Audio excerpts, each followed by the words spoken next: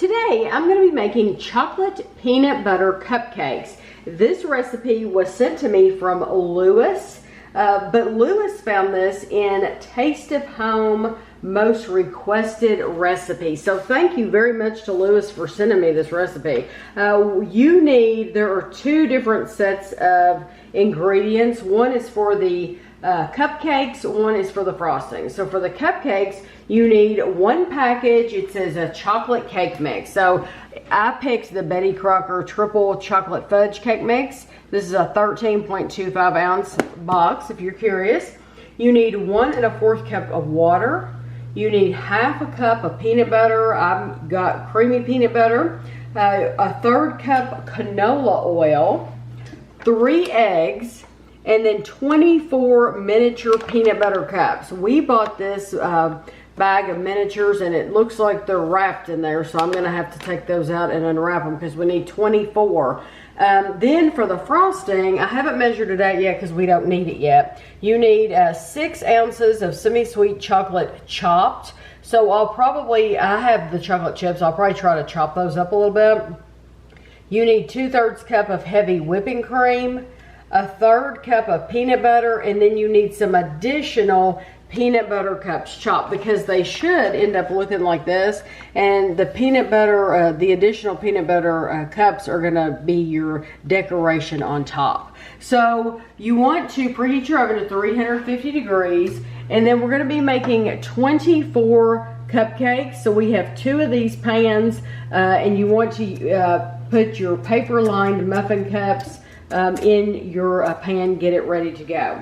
So the first thing we're going to do, in our mixer, we're going to combine our cake mix, water, peanut butter, oil, and eggs and beat on low speed for 30 seconds.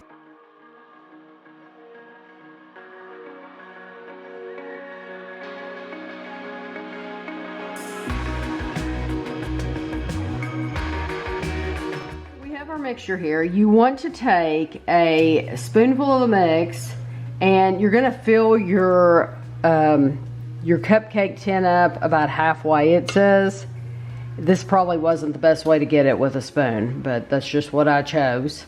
And then you want to put one of your cups in the middle, and then it says take a tablespoon and cover the top with a tablespoon of your mixture, just like that. So I'm going to do that with 24 times, but I'll film me doing it with this pan, and then we'll put them in the oven to bake. These need to bake for 18 to 22 minutes. I'm going to put them in for 20 minutes. And then we'll check them out.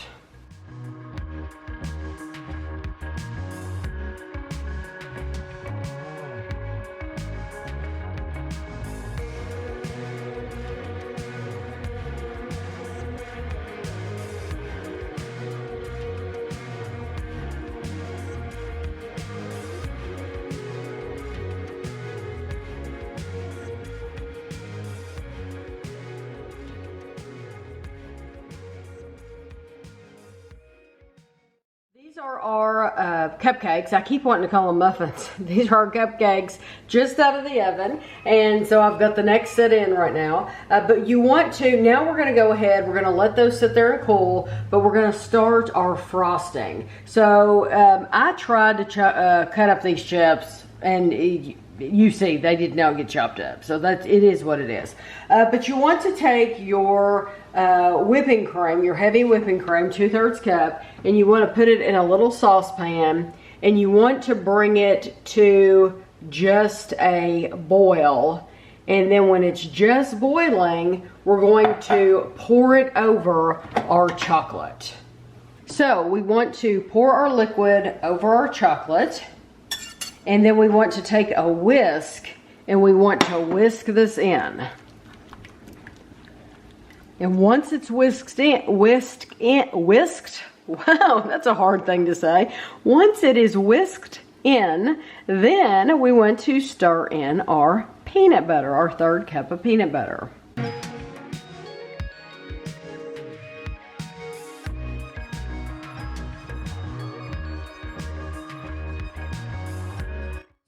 this in the refrigerator so that it would firm up. And so now you just want to literally put the frosting on the top like you would any other cupcake. And then you want to immediately put some of your chopped Reese's cup on top.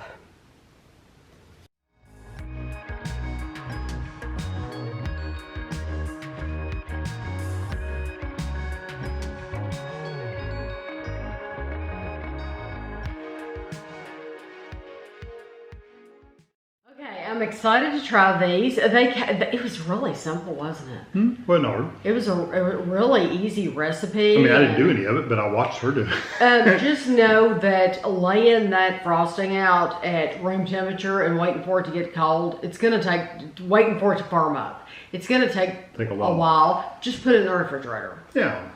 I'm impatient, put it in the refrigerator. Yeah, so definitely don't want to freeze it, but refrigerator's fine. Refrigerator. So I'm going to cut it in the middle because it has that Reese's cup in the center, and I want to see what that looks like. Oh, yeah, okay. This one is all the way at the bottom. I'd say they settle pretty. Yeah, you can see it. It's all the way down there. And look what you can do. You can just take the bottom off and eat it.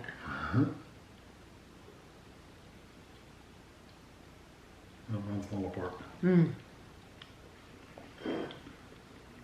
It says reduced fat peanut butter is not recommended for this recipe. I get people that ask me that sometimes, so I want to answer that right now.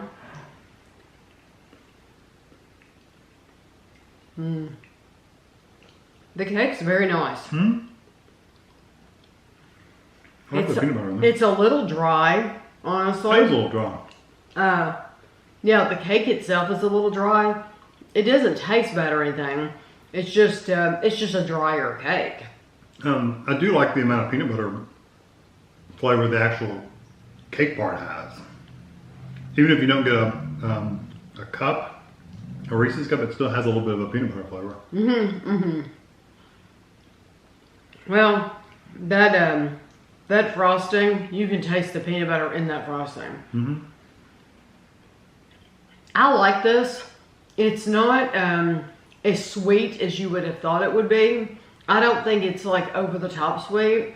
I don't get like sugar crystals or anything like that. It's not like you've used powdered sugar. It's not that sweet. It's just a pleasant peanut butter and chocolate flavor. And the peanut butter that I used for this was the Reese's brand peanut butter. Now, that's what tastes a little different to me. Yes, it does. Right. Jif peanut butter is a little bit sweeter than the Reese's. This is more nutty. The Reese's peanut butter does not taste like the center of a Reese's cup. It tastes like peanut butter. They've just slapped a Reese's label on it. But as far as peanut butter goes, I prefer Jif. Choosy moms choose Jif because it is sweeter.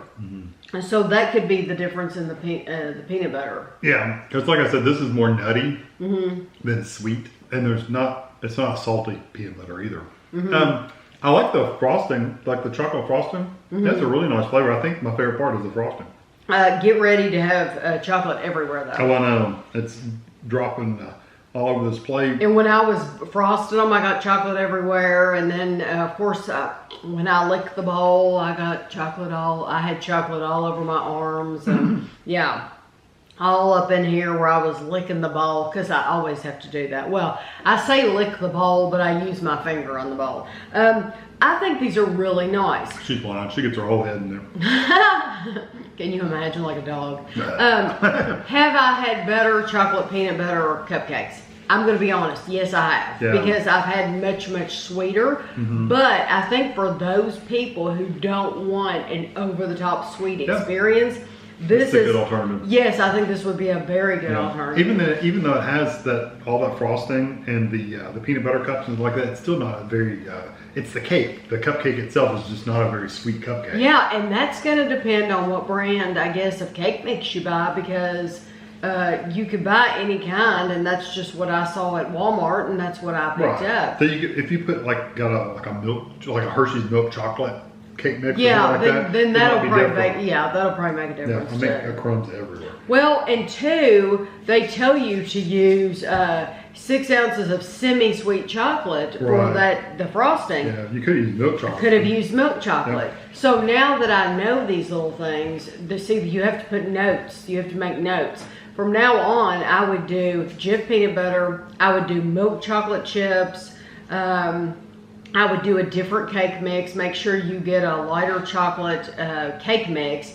And then you are going to get that sweeter experience if you're looking for that. Yeah. If not, this is perfect. Yes, I agree. So I hope you enjoyed the video, and thanks for watching.